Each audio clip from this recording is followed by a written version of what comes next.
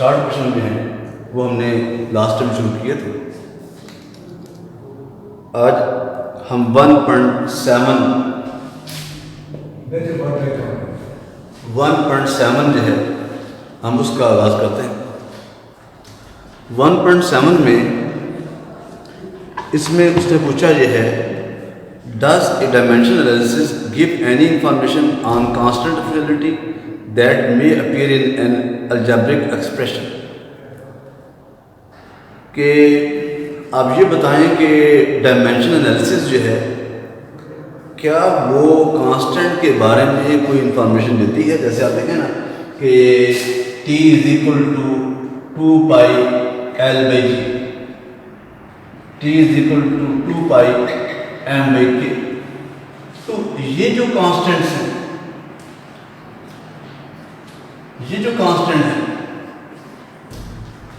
उसने ये पूछा है कि क्या हम इन कांस्टेंट को डायमेंशनल एनालिसिस की मदद से फाइंड कर सकते हैं। तो आप बता देंगे कि हम डायमेंशनल एनालिसिस की मदद से हम इस कांस्टेंट के बारे में कोई इंफॉर्मेशन नहीं बता सकते। तो अगर हमने कांस्टेंट को फाइंड करना है तो फिर हमें जो है वो एक्सपेरिमेंट करने पड़ेंगे। अगर हमने कांस्टेंट के बारे में कोई इंफॉर्मेशन देनी है तो उसके लिए हमें एक्सपेरिमेंट की मदद से इसकी वैल्यूज़ को फाइंड करना पड़ेगा। डायमेंशनल एनालिसिस इसके बारे में कोई इंफॉर्मेशन नहीं देती। ये है इसका आंसर कि dimensional analysis does not give any information about the constant Fidelity, however it can be found by experiment. इसका आंसर आपकी बुक में 1.5 एग्जाम्पल के बिल्कुल लास्ट में ये सेंटेंस लिखा हुआ है। नेक्स्ट है short question number 1.8, right a dimension pressure and density.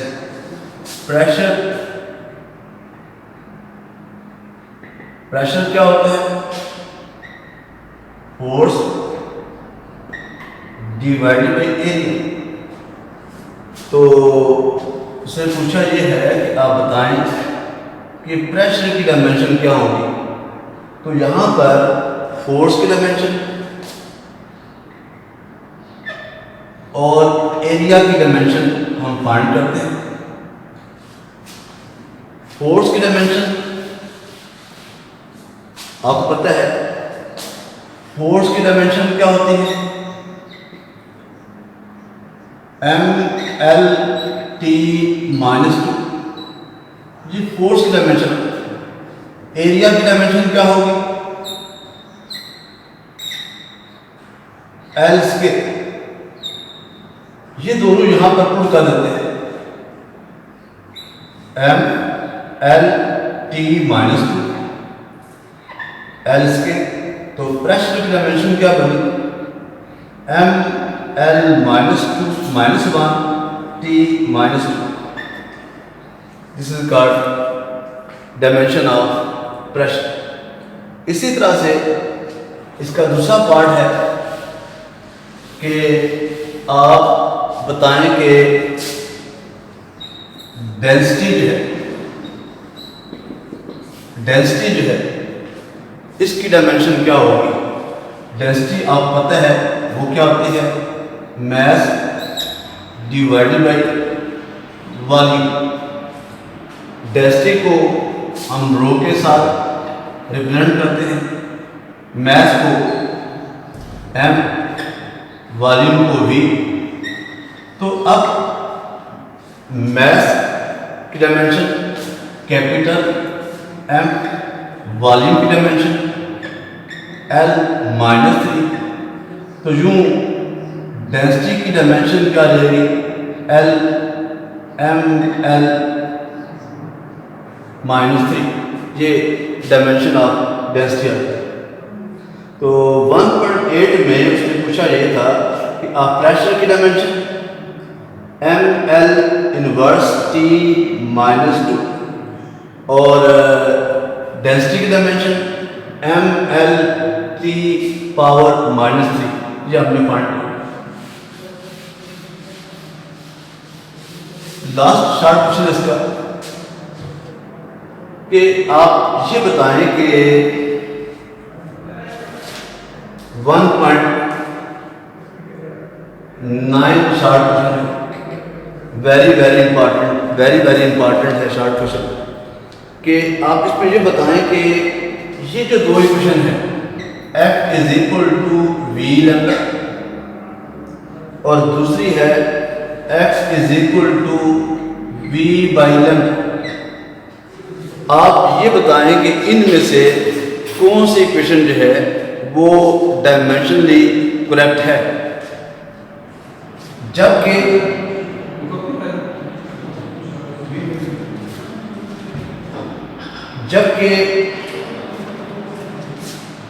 f जो है वो है t इनवर्स के और जो v है वो है l t inverse, dimension of v जो है वो है l t इनवर्स और लैम्डा जो है उसकी डायमेंशन है l। तो यूं हमारे पास इस इक्वेशन को इस्तेमाल करते हैं f is equal to V lambda, f की डायमेंशन t इनवर्स, v की dimension l t inverse, lambda की डायमेंशन l, तो t inverse is equal to l square t inverse. हमने एप्लीकेशन ऑफ डायमेंशन एनालिसिस में पढ़ा था homogeneity के बारे में। होमोजेनिटी क्या होती है कि लेफ्ट हैंड साइड की डायमेंशन राइट हैंड साइड की डायमेंशन के इक्वल हो जाए।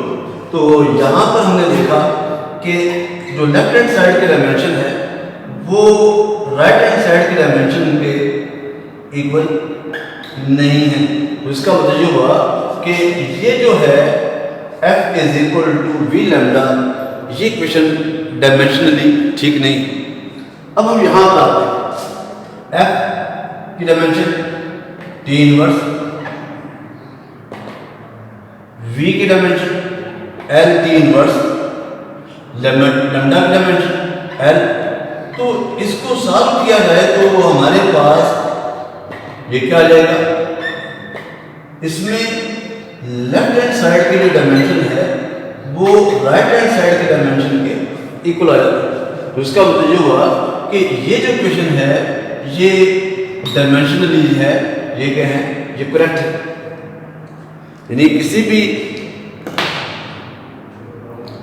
इक्वेशन को अगर आप चेक करना चाहते हैं कि वो इक्वेशन डायमेंशनली ठीक है या गलत है, तो हम उसकी होमोजेनिटी को, मतलब उसकी लेफ्ट हैंड साइड के डायमेंशन को उसकी राइट हैंड साइड के डायमेंशन के साथ जो है वो हम उसको कंपेयर करते हैं।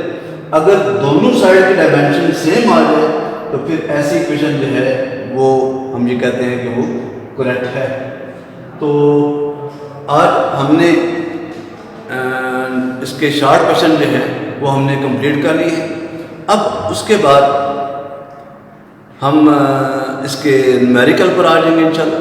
वो नेक्स्ट लेक्चर में इनको हमने इसके न्यूमेरिकल को कंप्लीट करेंगे। तो इसमें मैंने कोशिश की है कि चैप्टर में जितने भी टॉपिक हैं, एक टॉपिक आपका रह गया है वो है फ्रंटियर्स ऑफ फिज़िक्स, यानी फिज़िक्स के 3 फ्रंटियर्स हैं। एक उन ऑब्जेक्ट के लिए जो बहुत ही बड़े हैं, इसमें लिखा हुआ है कि there are 3 main frontiers of fundamental science. World is extremely large, world is extremely small, world of complex matter. World is extremely large में हम बड़े ऑब्जेक्ट के बारे में बात करते हैं।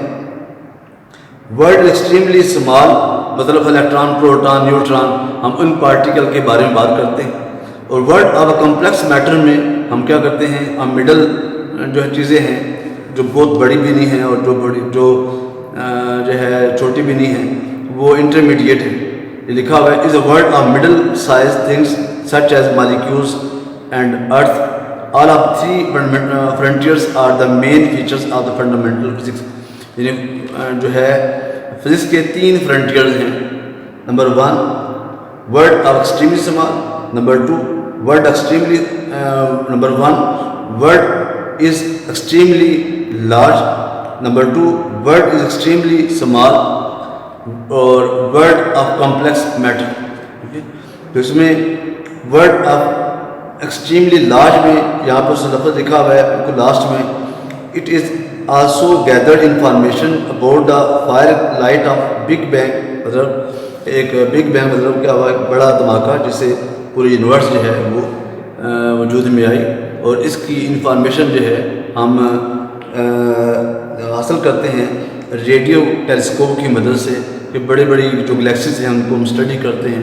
जो वर्ड इज़ एक्सट्रीमली लार्ज में आ जाता है, वर्ड ऑफ एक्सट्रीमली स्मॉल जो है उसमें इलेक्ट्रॉन, प्रोटॉन, न्यूट्रॉन पार्टिकल जो हैं वो आ जाते हैं, और वर्ड ऑफ कॉम्प्लेक्स मैटर में जो थर्ड फ्रंटियर्स हैं वो इंटरमीडिएट आ जाता है, उसमें अर्थ भी आ जाती है, मालिक्यूल्स ऑफ सब्सटेंस भी आ जाते हैं, तो उनकी बात की जाती है। तो इसलिए हम ये कह सकते हैं कि फिजिक्स के 3 फ्रंटियर्स हैं, first, second, third. First word of extremely large, second word of extremely small, और थर्ड जो है वो वर्ड ऑफ कॉम्प्लेक्स मैटर। ठीक है, तो इस तरह से हमारा ये चैप्टर जो है वो कंप्लीट हो जाता है। तो इस चैप्टर को आप तैयार करें, लिखें, बार बार लिखें, और कोशिश करें, हिम्मत करें, अगर हिम्मत है तो इसको तैयार करें।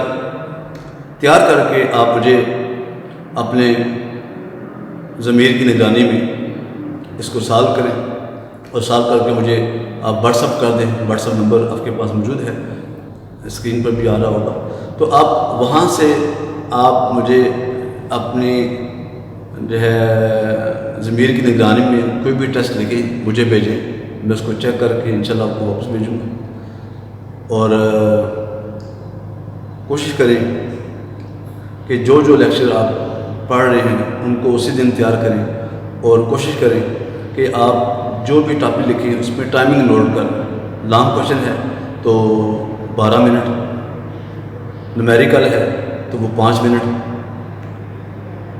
मैक्सिमम, और अगर शॉर्ट क्वेश्चन है वो 3 मिनट में आपको उसको कंप्लीट करना है।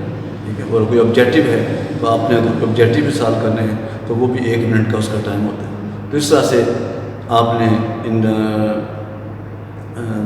टॉपिक की प्रॉपर तैयारी करनी है। नेक्स्ट टाइम हम इंशाल्लाह इसी चैप्टर के न्यूमेरिकल शुरू करेंगे, तो साथ साथ आप न्यूमेरिकल करते जाएंगे, और न्यूमेरिकल के रिलेटेड जो एग्जांपल होंगी वो आपने खुद करनी होगी। अगर उन एग्जांपल को अंडरस्टैंड करने में कोई प्रॉब्लम होती है तो फिर आप मुझसे रब्ते में रहेंगे। इंशाल्लाह। Thank you very much. Allah हाफ़िज़।